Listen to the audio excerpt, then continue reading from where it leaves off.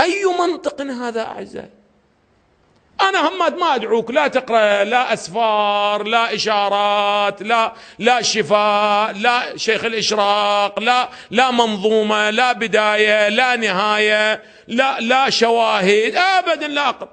بيني وبين الله روح ابحث في علم الأصول وعلم الأصول وعلم الفقه وعلم العقائد، كم مسألة فلسفية وكلامية موجودة وما يرتبط بها من القواعد المنطقية، روح اضبط تلك وادخل إلى ماذا؟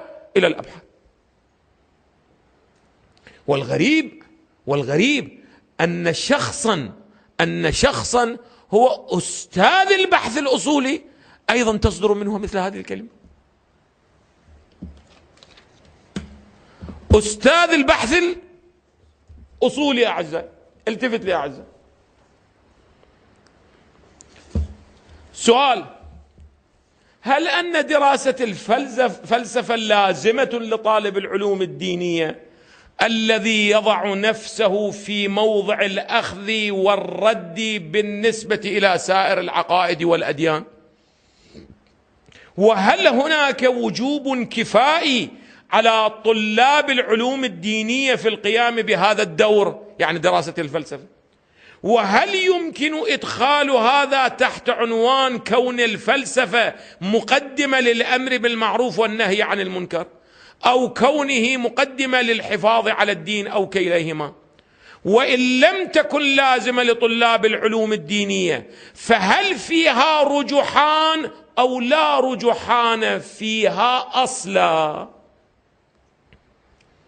الجواب: سيد الخوي مولانا، صراط النجاة مولانا، الجزء الأول رقم المسألة 458. الجواب: لم يتضح لنا توقف ما ذكر على دراسة الفلسفة. أنا ما أدري هذا شو نسوي هذا.